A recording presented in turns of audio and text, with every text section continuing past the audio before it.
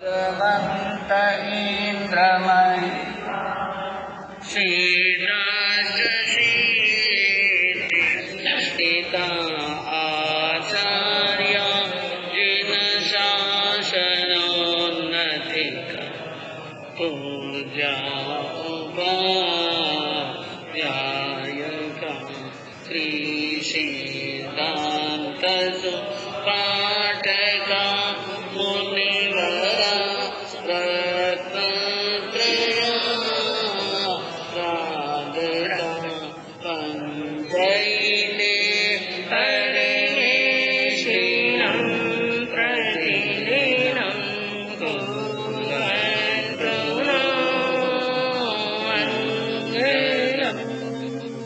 मङ्गलं भगवान् वीरो मङ्गलं गौतम प्रभु मङ्गलं स्थूलिभद्र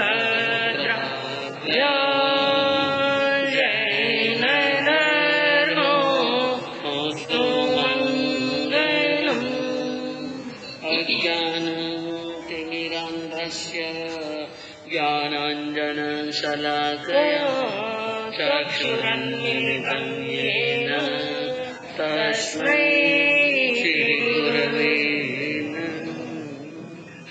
सत्रेषु मैत्री गुणेषु प्रमोदं क्लिष्टेषु जीवेषु कृपा परत्वम् मार्गसभावं विपरीत वृत्तौ सदा महात्मा विदधातु देवं सदा महात्मा विदधातु देवं। अहिंसा के अग्रदूत, त्रयकाल दृष्टा, भवी जीवों के तारनहार, शाश्वत प्रभु श्रमण भगवान महावीर स्वामी के चरणों में कोटि कोटि वंदन। दीन दुखियों के मसीहा, करुणा के सागर, परम पूज्य गुरुदेव श्रमण सूर्य मर्दर के श्री मुस्लिम जी महाराज साहब के चरणों में कोटि कोटि वंदन। पाठ पर विराजमान परम श्रद्धेय, परम विदुषी, मधुर व्याख्यानी, सरल मना पूज्य गुरुदेव जी महाराज साहब के चरणों में कोटि कोटि वंदन।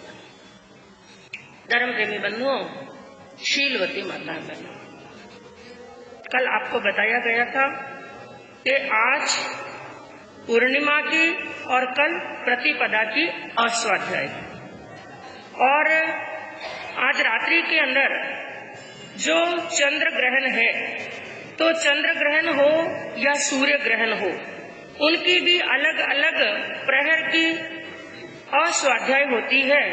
तो चंद्र ग्रहण की अस्वाध्याय और एकम की स्वाध्याय साथ में ही सम्मिलित हो गई।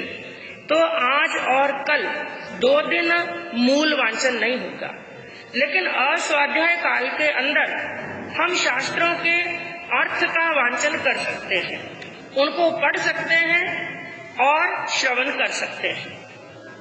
तो कल आपके सामने 10वां अध्ययन, 11वां अध्ययन और 12वां 3 अध्ययनों का मूल वांचन हुआ, जिसके अंदर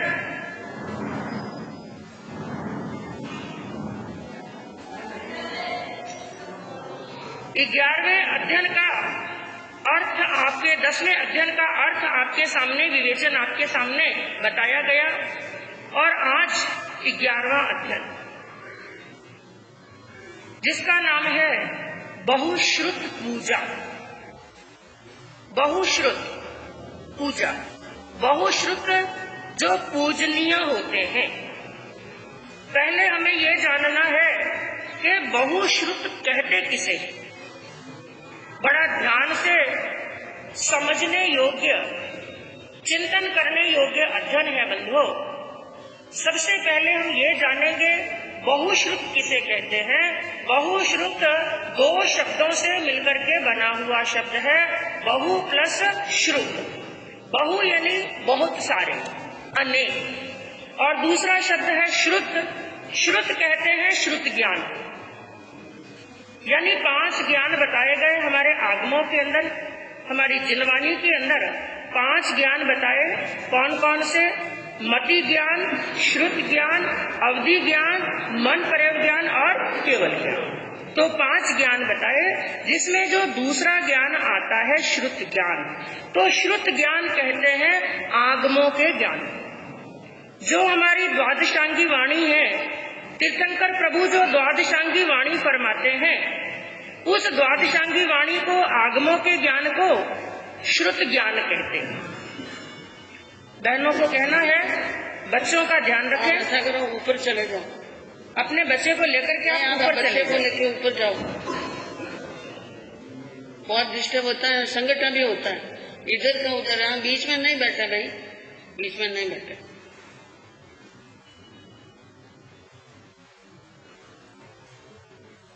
जिनके भी बच्चे हैं अपने अपने पास ले लें, या फिर पीछे साइड में बैठ जाओ, कुर्सी के पीछे साइड में। हाँ, ऊपर लेके चले जाओ आप उनको।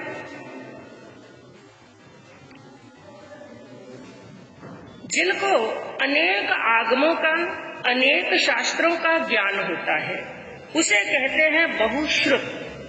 जिनको सामान्य भाषा के अंदर विद्या संपन्न व्यक्ति, जो ज्ञान से संपन्न है, सम्यक ज्ञान से संपन्न है, कई प्रकार की विद्याओं से संपन्न है, आगमों के ज्ञान से संपन्न है, ऐसे एक आत्मा को, ऐसे संत को, ऐसी चारित्र आत्मा को कहते हैं बहुश्रुत। और इस अध्ययन के अंदर बंधुओं, बहुश्रुत बनने के लिए आत्मा के अंदर कौन कौन से गुण होने चाहिए? क्योंकि हर एक चीज की प्राप्ति के लिए कुछ ना कुछ योग्यता, कुछ ना कुछ पात्रता होनी बहुत जरूरी है। तो बहुश्रुत बनने के लिए कौन कौन सी योग्यताएं होनी चाहिए, कौन कौन से गुण होने चाहिए और कौन कौन से अवगुणों का त्याग करना चाहिए। और बहुश्रुत को कई प्रकार की उपमाएं देकर के भी इस अध्ययन के अंदर उपमित किया गया है। इसका वर्णन आपके सामने चलेगा। तो सबसे पहले हम बहुश्रुत की परिभाषा जानते हैं, जिनके अंदर कहा गया, जिसने अंग बाह्य और अंग सूत्रों का, 2 प्रकार के सूत्र बताए गए। हमारे जो 32 आगम हैं, उनको 2 भागों के अंदर बांटा गया, अंग सूत्र और अंग बाह्य सूत्र। तो 11 अंग सूत्र, 12 उपांग सूत्र, 4 मूल सूत्र, 4 छेद सूत्र और 1 आवश्यक सूत्र। तो जो अंग सूत्र, अंग बाह्य सूत्र हैं, इन शास्त्रों के ऊपर जिनका पूर्ण अधिकार हो जाता है और जो इन आगमों के अध्ययन कर इनकी शिक्षाओं को सूत्र रूप के अंदर धारण कर लेते हैं, उनको कहते हैं बहुश्रुत। और दूसरी परिभाषा दी गई है, जिनका श्रुत और जिनका चारित्र। 2 बातें बताई, एक तो बताया श्रुत यानी ज्ञान, और दूसरा बताया चारित्र। जिनका श्रुत और जिनका चारित्र विशुद्ध होता है, निर्मल होता है, उनको कहते हैं बहुश्रुत। और तीसरी परिभाषा बताई गई, जो स्वमत और परमत के ज्ञाता होते हैं। स्वमत और परमत का अर्थ क्या हुआ?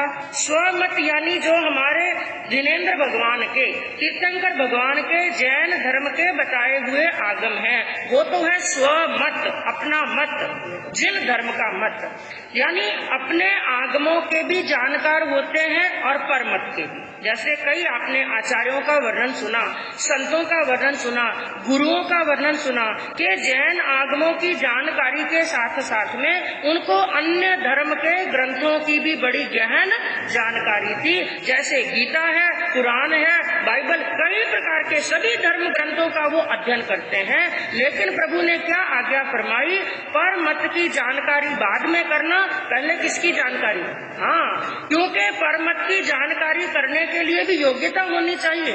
यदि खुद के आगमों के प्रति, स्वमत के आगमों के प्रति, जिनवाणी के प्रति पूर्ण श्रद्धा नहीं है और ऐसा कोई साधक पहले स्वमत की जानकारी किए बिना परमत की जानकारी के अंदर चला जाता है, तो कई बार वो अपने चारित्र से भटक सकता है। तो कहा, जो स्वमत के और परमत के ज्ञाता होते हैं, उन्हें कहते हैं बहुश्रुत। और अगली परिभाषा बताई गई, जो चतुर्दश यानी 14 पूर्व के धारक होते हैं उन्हें कहते हैं बहुश्रुत। और ये बहुश्रुत भी 3 प्रकार के होते हैं, जगन्य, मध्यम और उत्कृष्ट। तो जगन्य के अंदर बताया जिनको आचारांग सूत्र की और निशीत सूत्र की जानकारी है, यानी आचारांग के धारक हैं और निशीत सूत्र के धारक हैं, उनको कहते हैं जगन्य बहुश्रुत। और मध्यम बहुश्रुत के अंदर आता है जिनको वृत्त कल्प और व्यवहार सूत्र के जो धारक हैं वो होते हैं मध्यम बहुश्रुत। और उत्कृष्ट बहुश्रुत उसे कहते हैं जिन्हें 9, 10 यानी 9 या 10 पूर्वों की जानकारी है। इससे आगे बढ़ करके जो 14 पूर्व के धारी हैं उनको कहते हैं बहुश्रुत। तो एक तो जगन्य, मध्यम और उत्कृष्ट के हिसाब से बताया, और दूसरा एक वर्णन चलता है निशीत भाष्य चूर्णी के अंदर। उसके अंदर बताया गया कि केवल 14 पूर्वधारी को ही बहुश्रुत कहा जाता है। और जो दिगंबर ग्रंथ है, दिगंबर ग्रंथ के अंदर एक ग्रंथ आता है धवला। उस धवला ग्रंथ के अंदर बताया गया जो 12 अंगों के धारक होते हैं। क्योंकि बंधु आज तो जो हमारे सामने 32 ही है, जो 32 आगम है उनके अंदर अंग सूत्र कितने हैं? 11। लेकिन जो तीर्थंकर भगवान जिस समय देशना देते हैं, भगवान की वाणी को कहा गया है द्वादशांगी। कौन सी वाणी कहते हैं? द्वादशांगी। ये 2 शब्दों से मिलकर के बना, 2 + 10 यानी 12 अंगों की प्ररूपना करते हैं। लेकिन जैसे जैसे समय व्यतीत होता है, जैसे जैसे काल का प्रभाव होता है और काल के प्रभाव के कारण से मनुष्य की बुद्धि धीरे धीरे क्षीण होती जाती है, यादाश्त कम होती जाती है, और ऐसे समय के प्रभाव से ज्ञान धीरे धीरे धीरे धीरे लुप्त हो जाता है। तो होते तो हैं 12 अंग, और 12वां अंग जो है दृष्टिवाद, जिनके अंदर 14 पूर्व है। लेकिन समय के प्रभाव से ज्ञान लुप्त हो गया, इसलिए आज हमारे सामने जो 11 अंग हैं वो भी पूर्ण नहीं, वो भी अधूरे हैं। तो कहा कि धवला ग्रंथ के अंदर बताया गया जो 12 अंगों के धारक होते हैं उसे कहते हैं बहुश्रुत। और ठाणन सूत्र के अंदर बताया गया जो अनेक शास्त्रों के जानकार होते हैं और जगन्य नव पूर्व की आचार वस्तु तक और उत्कृष्ट 14 पूर्वों का जिनको ज्ञान होता है उन्हें कहते हैं बहुश्रुत। तो ये बंधुओं बहुश्रुत की कई प्रकार की परिभाषाएं बताई गई। अब सबसे पहले हमें ये समझना है, ये तो हमने जान लिया कि जो बहुत सारे आगमों के ज्ञाता होते हैं उसे बहुश्रुत कहा जाता है। लेकिन ज्ञान कौन सा?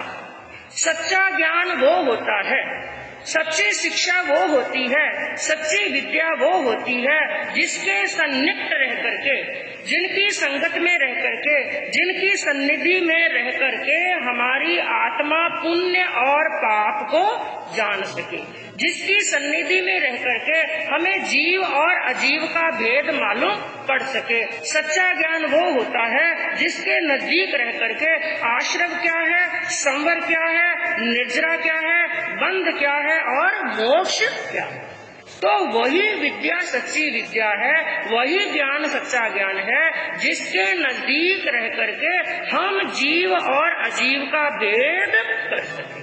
यूं तो बंधुओं संसार के अंदर कई प्रकार के ज्ञान हैं, कई प्रकार की विद्याएं हैं, लेकिन वो ज्ञान केवल हमारे बाहर के जीवन को व्यवस्थित करता है। सच्चा ज्ञान वो ज्ञान होता है जो हमारे केवल बाहर के नहीं बल्कि भीतर के जीवन को व्यवस्थित करता है।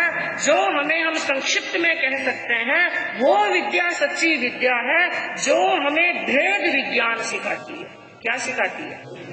किसे कहते हैं भेद विद्या? हाँ, जो हमें भेद करना सिखा दे, जो हमें अंतर करना सिखा दे, जो हमें डिफरेंस करना सिखाए। किस चीज का भेद और किस चीज का अंतर, कि मेरी आत्मा अलग है और शरीर अलग है। ये सब कहना बड़ा आसान है, कहने को हम कह देते हैं क्योंकि कई बार हमने सुन रखा है कि आत्मा अलग है और शरीर अलग है। लेकिन इसका सच्चा भेद विज्ञान 2 दिन पहले आपके सामने वर्णन चला था, याद है? सच्चा भेद विज्ञान किसने किया था? नमी राजा। बिल्कुल सही बात, सच्चा भेद विज्ञान किया था नमी राजा ने। और वो किस चिंतन पर पहुंचे थे? जहाँ पर अनेक है, जहाँ पर भीड़ है और जहाँ पर एक से 2 है, वहाँ पर दुख है, वहाँ पर संघर्ष है, वहाँ पर अशांति है, और जहाँ पर एक है वहाँ पर शांति है। तो वही ज्ञान सच्चा ज्ञान होता है जहाँ पर आत्मा भेद विज्ञान करना सीख जाए। और क्या कहा? सा विद्या या विमुक्तय, वही विद्या सच्ची विद्या है, वही ज्ञान सच्चा ज्ञान है जो हमें मुक्ति की ओर ले जाए। और जो ज्ञान हमें मुक्ति से दूर कर दे वो ज्ञान कभी सच्चा ज्ञान होने वाला नहीं है। और एक परिभाषा सच्चे ज्ञान की क्या दी? सच्चा ज्ञान वो होता है, सच्ची विद्या वो होती है कि जो हमारे दोषों को निकाल करके हमें निर्दोष बना। हमारी आत्मा में क्या रहे हुए हैं? दोष। और कितने दोष हैं? हाँ, जिनकी कोई गिनती नहीं। जो हमारी आत्मा के अंदर पाप छिपे हुए हैं, जो हमारी आत्मा के अंदर विकृतियां छिपी हुई हैं, जो हमारी आत्मा के अंदर दोष छिपे हुए हैं, वो ज्ञान हमारे लिए दर्पण का काम करे। जैसे दर्पण के सामने जो भी वस्तु आती है, दर्पण उसे वैसे का वैसा दिखा देता है, उसी प्रकार सच्चा ज्ञान वो होता है जो हमारे अंदर रहे हुए दुर्गुणों को हमारे सामने प्रकट कर दे। तो सबसे पहले हम ज्ञान सीख करके ये जान ले कि मेरे अंदर ये बुराइयां हैं, और जानने के बाद में उन दोषों को दूर करने की भावना जागे। और भावना जागने के बाद में तीसरा कदम, हमारे अंदर रहे हुए उन दोषों को हम क्या कर दे? दूर। वही ज्ञान सच्चा ज्ञान है। और ज्ञान खूब सीख लिया, ज्ञान खूब सीख लिया, कई आगमों को कंठस्थ कर लिया, कई थोपड़े सीख लिए, गहन ज्ञान सीख लिया, लेकिन भीतर के अंदर रही हुई बुराइयां, क्रोध है, मान है, माया है, लोभ है, ईर्ष्या है, घृणा है, द्वेष। यदि हम गिनने के लिए बैठे ना बंधु, तो हमारे भीतर इतना कचरा भरा हुआ है। यदि कोई ज्ञानी हमारे सामने आए, उस कचरे को हमारे सामने प्रकट करे, तो हमें खुद को देख करके घृणा होने लगेगी। तो क्या कहा? यदि दोष हमारे अंदर रह गए, शास्त्रों का ज्ञान सीखा तो क्या और नहीं सीखा तो क्या। शास्त्रों के अंदर एक बात आती है, ऐसे मनुष्य का ज्ञान सीखना कैसा कि जैसे एक गधे की पीठ के ऊपर चंदन का भार लगा हुआ है। एक गधा जा रहा है और गधे के ऊपर भार लगा हुआ है, किसका? चंदन की लकड़ियां। चंदन की लकड़ियों का भार लेकर के वो गधा जा रहा है, लेकिन चंदन की शीतलता कैसी होती है, उस शीतलता का अनुभव उस गधे को नहीं होता है। उसी प्रकार ज्ञान का भार दिमाग के अंदर खूब ले लिया, लेकिन हमारे जो भावनाएं हैं, जो अशुभ भावना है, जो दोष है, उस दोष वृत्ति को हमने दूर नहीं किया, तो हमारा ज्ञान सीखना भी किसी काम का नहीं है। तो कहने का तात्पर्य बंधु क्या है? वो ज्ञान ही सच्चा ज्ञान है जो हमारे दोषों को क्या करता है? दूर करता है। और इस अध्ययन के अंदर सर्वप्रथम 5 लक्षण ऐसे बताए गए, 5 दूषण ऐसे बताए गए, जिस आत्मा के अंदर वो 5 दूषण होते हैं ना, वो आत्मा कभी भी ज्ञान को प्राप्त करने वाली नहीं। तो उन 5 दूषण जब तक हमारी आत्मा के अंदर रहेंगे, हमारी आत्मा कभी ज्ञानी नहीं बन सकती है और कभी बहुश्रुत नहीं बन सकती है। और वो 5 दूषण कौन से? 4 लाइनों के माध्यम से इसके अंदर बताया गया। वीर प्रभु के अंतिम वाणी, वीर प्रभु की अंतिम वाणी, सुन लो और सुना लो, जीवन धन्य बना लो, जीवन धन्य बना लो।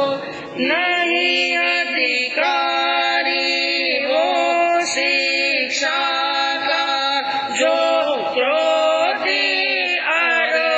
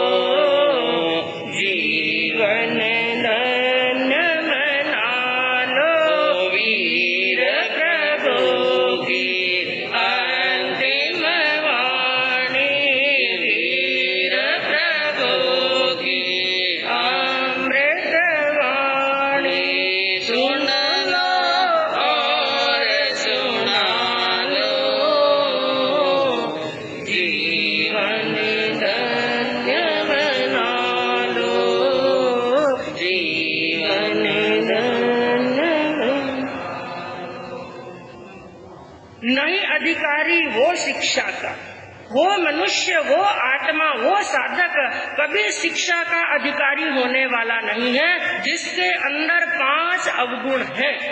जिसमें सबसे पहला बताया क्रोधी। जिसके अंदर क्रोध की अग्नि जल रही है वो कभी शिक्षा पात्र होने वाला नहीं है, और वो शिक्षा को प्राप्त कर भी ले, पहली बात तो उसको शिक्षा आएगी नहीं, और शिक्षा प्राप्त भी कर ले लेकिन क्रोध वो अग्नि है जो सब कुछ जला करके राख कर देती है। तो पहला बताया क्रोधी, दूसरा बताया अभिमानी, जिसको क्या है अहंकार, क्योंकि विद्या सीखने के लिए सबसे बड़ा गुण तो कौन सा बताया, विनय। विनय के बिना ज्ञान आने वाला है ही नहीं। तो पहला बताया क्रोधी, दूसरा बताया अभिमानी, और तीसरा बताया रोगी, जिसके शरीर में क्या है रोग है, असाता है, वो चाह करके भी ज्ञान नहीं सीख सकता है। और चौथा बताया आलसी, जो आलस करता है, आलसी व्यक्ति को भी ज्ञान आने वाला नहीं है। और पांचवा बताया प्रमादी, जो प्रमाद करता है, और प्रमाद का वर्णन कल आपके सामने चला था। प्रभु ने फरमाया प्रमाद मत करो, एक क्षण मात्र का भी प्रमाद मत करो।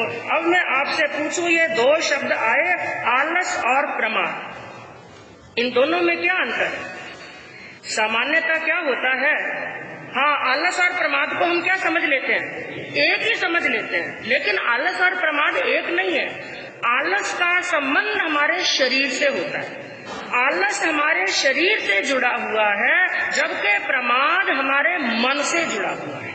क्योंकि कल आपको बताया गया प्रमाद कितने प्रकार के होते हैं, 5 प्रकार के, मद, विषय, कषाय, निद्रा और विकृता। तो आलस हमारे शरीर से जुड़ा हुआ होता है, प्रमाद हमारी आत्मा से, मन से जुड़ा हुआ होता है। और जिसके अंदर ये 5 अवगुण विद्यमान रहेंगे, ये 5 दूषण रहेंगे, वो कभी शिक्षाशील बनने वाला नहीं, यानी वो कभी बहुश्रुत बनने वाला नहीं है। ये 5 जब तक अवगुण हमारे अंदर है, इसलिए एक साधक को क्या चाहिए, सबसे पहले इन 5 अवगुणों को क्या करे। और इससे आगे क्या बताया, शिक्षाशील के गुण कौन से होने चाहिए, ये तो अवगुण बताए, ये नहीं होने चाहिए, लेकिन होना क्या चाहिए। उसके अंदर शिक्षाशील का और शिक्षा के अधिकारी के 8 गुण बताए। जिनके अंदर वो 8 गुण होते हैं, वो हमेशा आगमों का ज्ञान और शिक्षा को प्राप्त कर सकता है। जिसके लिए क्या कहा, वीर प्रभु के अंतिम वाणी, वीर प्रभु के अंतिम वाणी, सुन लो और सुना लो, जीवन धन्य बना लो, जीवन ना लो, शांत दांत हो, हास्य करे ना, सत्य में हो अनुरक्ति, प्रकट करे नहीं मर्म किसी का, रस में नहीं आसक्ति, दूषण रहित चरित्र पालन कर, दूषण रहित चरित्र पालन कर, बहुश्रुतता प्रकटा लो, जीवन धन्य बना लो, वीर प्रभु के अंतिम वाणी, वीर प्रभु की अमृत वाणी, सुन लो और सुना लो, जीवन धन्य बना लो, जीवन धन्य बना लो। क्या कहा, शांत दांत हो, हास्य करे ना। सबसे पहला गुण बताया शांत होना।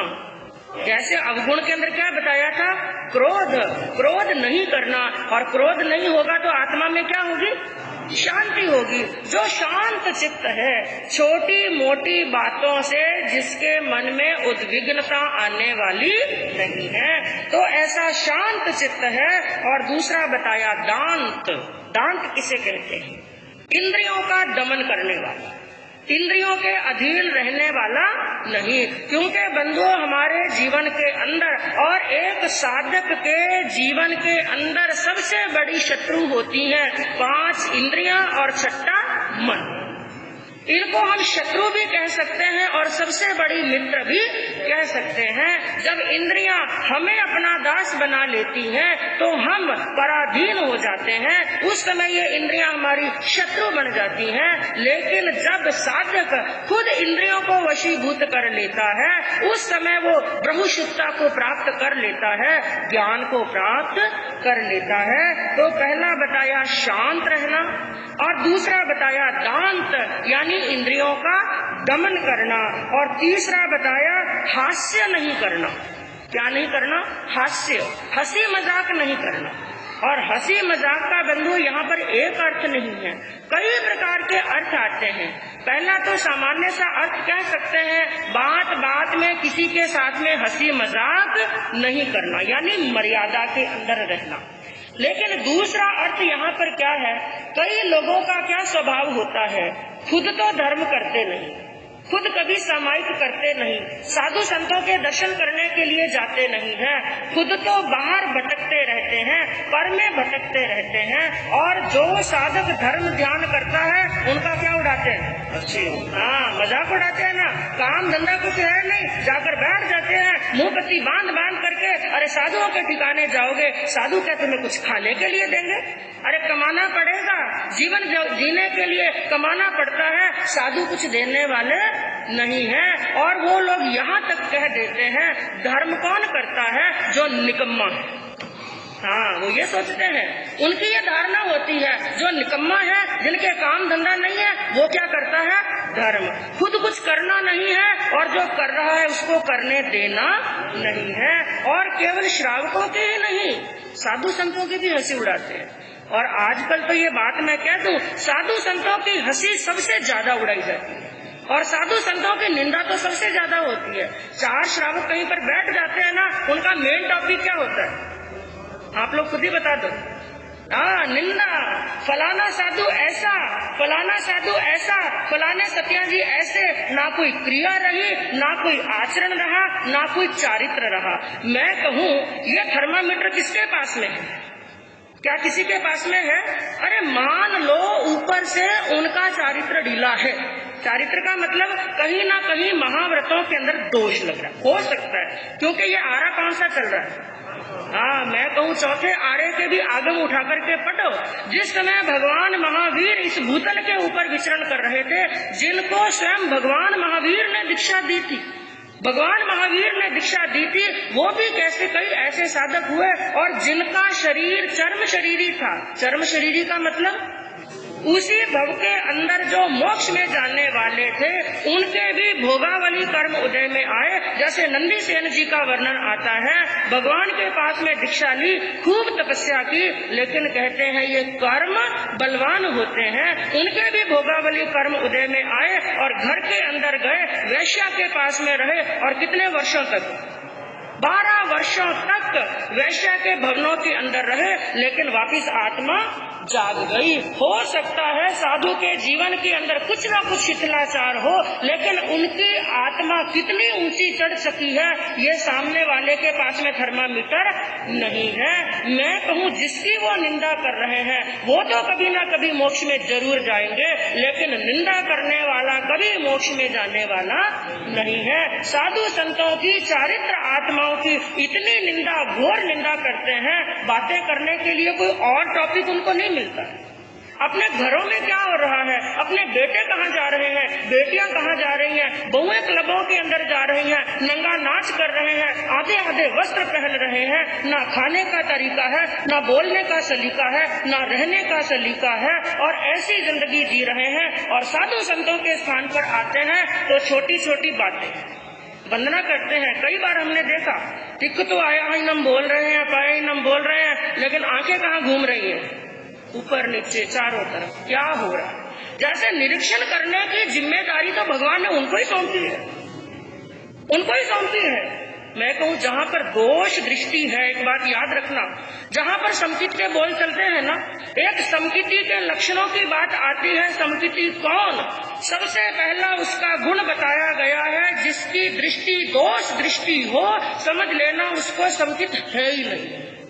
समकिति होने का सबसे बड़ा लक्षण होता है जिसकी गुण दृष्टि है, सामने वाले के अंदर गुण देखता है और दोष देख भी ले, उनको देखा अनदेखा करता है। वो क्या सोचता है, यदि दोष होंगे, अवगुण होंगे, अरे इनके कर्मों की गति ये जाएंगे, मेरा कर्तव्य है कि मैं इनके चरणों के अंदर क्या झुकाऊं, शीश झुकाऊं। तो हास्य करे नहीं, किसी का मजाक नहीं उड़ाए और किसी की निंदा नहीं करे। जो हास्य करता है, ऐसे शब्द बोल करके साधु संतों की अशातना करता है, उसको कभी ज्ञान चढ़ने वाला नहीं है। और अगला बताया सत्य बोले। कैसा बोले? लेकिन सत्य भी कैसा होना चाहिए? सत्य के लिए भी कई कंडीशन बताई प्रभु ने। जो प्रियकारी हो, जो हितकारी हो, जो आनंदकारी हो, ऐसा सत्य बोले सुनने वाले की आत्मा को साता पहुँचे। और जहाँ पर हिंसा होती हो, सामने वाले की आत्मा कष्ट पाती हो, ऐसा सत्य कभी ना बोले। और ऐसा सत्य बोलने का मौका आए तो एक साधु का, एक श्रावक का कर्तव्य क्या है? ऐसी स्थिति के अंदर क्या करने? मौन करने।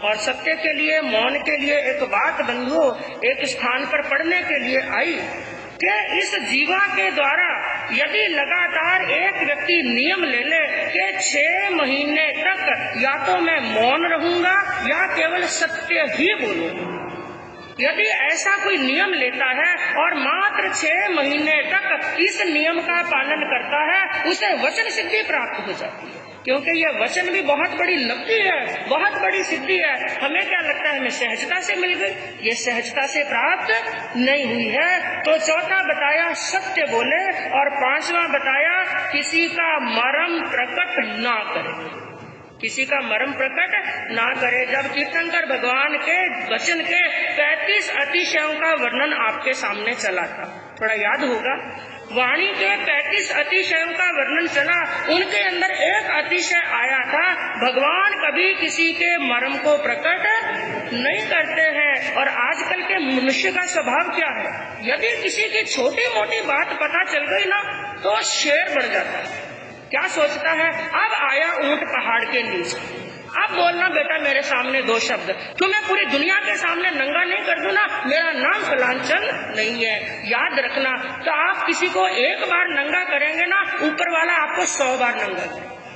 क्योंकि किसी की इज्जत उधेड़ना बड़ा आसान होता है बंधुओं। जब खुद की इज्जत उगड़ती है ना, खुद समाज के सामने नंगे होते हैं, उस समय अंदर अंदर हम कितना भी रोले, हमारे आंसू पूछने के लिए कोई आने वाला नहीं। इसलिए किसी का मर्म प्रकाशित करने से पहले 100 बार सोचना, अरे गलती किससे नहीं होती, कौन है ऐसा।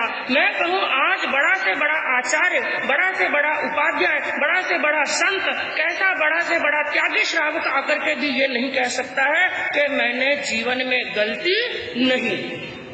केवल एक कह सकते हैं, जो वीतरागी है। वीतरागियों ने कोई गलती नहीं की है। वीतराग बनने के बाद में गलती नहीं होती है, बाकी सबसे गलती होती है। किसी का मर्म पता चल जाए तो मर्म किसी के सामने प्रकट नहीं करना है। और छठा बताया रस में ना आसक्ति। रस के अंदर यानी खाना खाते हैं, भोजन करते हैं, जो भोजन के 6 रस बताए गए हैं, इन 6 रसों के अंदर आसक्ति नहीं। हमारा लक्ष्य एक होना चाहिए कि ये शरीर मिला है साधना करने के लिए, और शरीर को चलाने के लिए भोजन जरूर। गाड़ी को चलाने के लिए पेट्रोल चाहिए तो शरीर को चलाने के लिए भोजन चाहिए। भोजन करना केवल पेट भरने के लिए, उसके अंदर आसक्ति नहीं होनी। और यहाँ पर चिंतन करने की बात है, ये 2 पॉइंट साथ में आए, किसी का मर्म प्रकट नहीं करना और रस में आसक्ति नहीं होना। ये दोनों काम एक ही इंद्री के हैं। कौन सी? हाँ, जिसको लाली बाई कहते हैं, ये बड़ी चलती है। एक काम है उगलना और एक काम है निगलना। एक निगलती है और एक उगलती है, लेकिन याद रखना बहुश्रुत वही बन सकता है जो पेट का गंभीर होता है, क्योंकि इंसान शेर भर खा करके 1.5 शेर खा करके पचा लेता है, लेकिन छोटी सी बात पचती नहीं है। तो बहुश्रुत बनने के लिए ना किसी का मर्म प्रकट करना और ना ही रस के अंदर आसक्ति होना। उसके बाद में क्या कहा, दूषण रहित चरित्र पालन कर। चारित्र का पालन करना दोषों से रहित होकर के।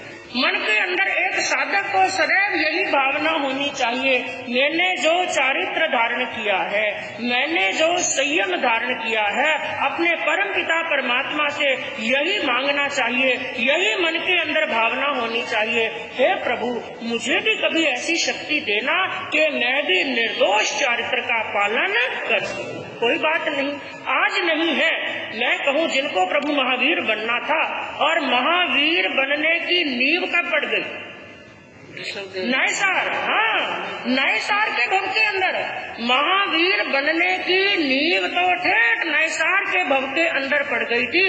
आगे चल करके जिनको तीर्थंकर बनना था, लेकिन उन्हीं महावीर को मरीचि के भव के अंदर क्या हुआ, साधुपना लेने के बाद में भी। मैं कहूँ आज किसी का थोड़ा शिथिलाचार देखते हैं ना, तो आप लोग सीधा सामने बोल देते हैं, ये तो मिथ्यात्व, ये कोई साधु है क्या, ये कोई वंदनीय है क्या।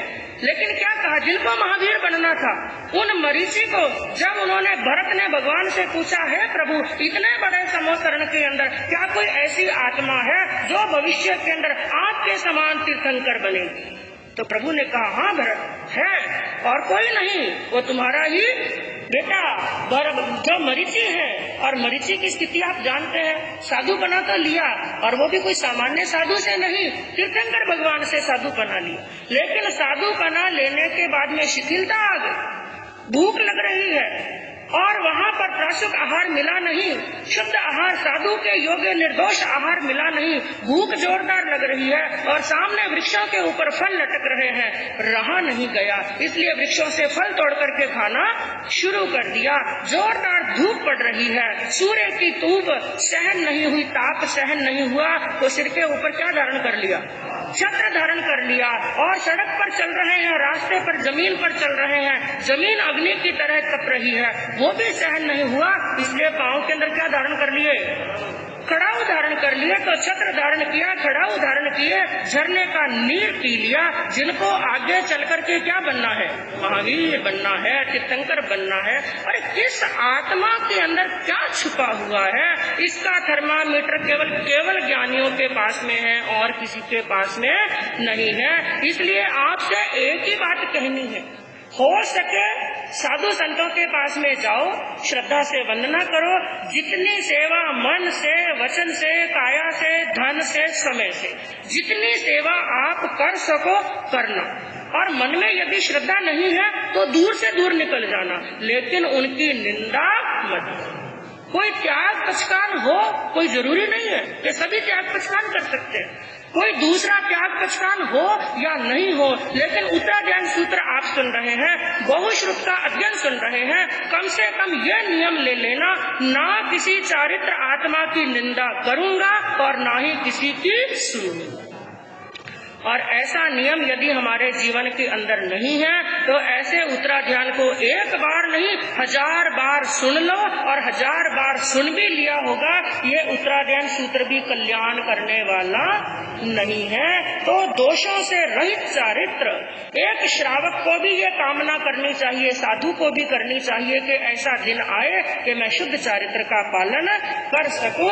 और 8वां गुण बताया, चारित्र की विराधना ना करे, जहाँ तक हो सके जो चारित्र अंगीकार किया है, जहाँ तक हो सके चारित्र की विराधना ना करे। ऐसा गुण यदि हो तो वो आगे चल करके बहुश्रुत बनता है। तो ये 8 गुण बताए गए, और इसके अंदर एक कंडीशन और जरूर बताई बहुश्रुत बनने के लिए, जिसके लिए कहा कि तपोनिष्ठ बन गुरु चरणों में संयम जोग जगाए। तपोनिष्ठ बने, जो तपस्या से युक्त होता है। तपस्या का मतलब केवल अनशन ही नहीं है, आहार पानी का त्याग, उपवास, बेला तेला ही तपस्या नहीं है, क्योंकि तप के भेद भी भगवान ने कितने बताए? 12। जिनके अंदर ज्ञान सीखने के लिए सबसे बड़ा तप कौन सा बताया? बता सकते हैं आप? विनय। हाँ, स्वाध्याय भी बाद में, ध्यान भी बाद में, अनशन भी बाद में, उनोद्री भी बाद में, सब बाद में। सबसे पहला बड़ा गुण कौन सा है? विनय। जिसका विनय मजबूत है, मैं कहूँ चाहे वो टोल पत्थरी क्यों नहीं हो, कुछ भी उनके पास में नहीं है, यदि अपने गुरु के प्रति अटूट श्रद्धा है, ये मेरे गुरु हैं, भगवान को तो मैंने देखा नहीं, क्योंकि भगवान को किसने देखा? और भगवान को देख लिया तो वापिस नीचे आएंगे क्या? हाँ, भगवान को हमने नहीं देखा है, हमारे लिए भगवान कौन है? गुरु। बस ये अटूट श्रद्धा होनी चाहिए।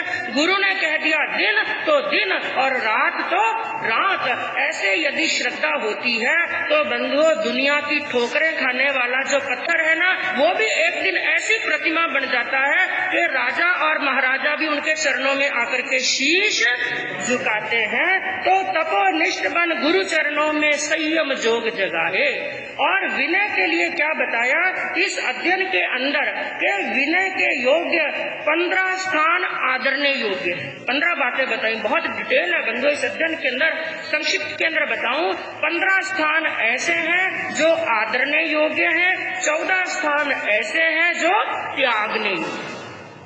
तो 14 स्थानों को जो त्यागता है और 15 स्थान को आदरता है, अपने गुरु का विनय करता है, गुरु की आज्ञा का पालन करता है, कभी गुरु द्रोह का काम नहीं करता है, गुरु की कभी स्खलना नहीं करता है। क्या शब्द आया? स्खलना का मतलब क्या हुआ? गुरु से कहीं कभी गलती हो गई, हो जाती है, अभी कहा सबसे गलती होती है, और शिष्य को मालूम पड़ गया मेरे गुरु से यहाँ पर गलती हुई, तो गुरु की गलती को बार बार लेकर के अपने गुरु की निंदा नहीं करता। जो गुरु की स्खलना करता है वो भी कभी ज्ञानी बनने वाला नहीं है। तो ऐसे विनय के गुणों को अपनाता है तो बंधु वो बहुश्रुत बन जाता है, उसकी आत्मा के अंदर ज्ञान प्रकट हो जाता है। और इस बहुश्रुत अध्ययन के अंदर अंतिम के अंदर बहुश्रुत के गुणों की महिमा करते हुए, यानी बहुश्रुत को एक नहीं 16 उपमाएं दी। कितनी उपमाएं दी? 16 उपमाएं दी। संक्षिप्त के अंदर मात्र नाम आपको बताऊंगी। 16 उपमाओं से, जैसे 25 नंबर सूत्र के अंदर भगवान महावीर स्वामी के जीवन को बताने के लिए कितनी उपमाएं दी गई है? 29 उपमाओं से भगवान महावीर को उपमित किया गया। इसी प्रकार इस अध्ययन के अंदर बहुश्रुत को 16 उपमाओं से उपमित किया, जिसके अंदर सबसे पहले बताया गया शंख। क्या बताया? श्वेत होता है ना, सफेद कलर का शंख। और दूसरा बताया अश्व, उत्तम जाति का घोड़ा।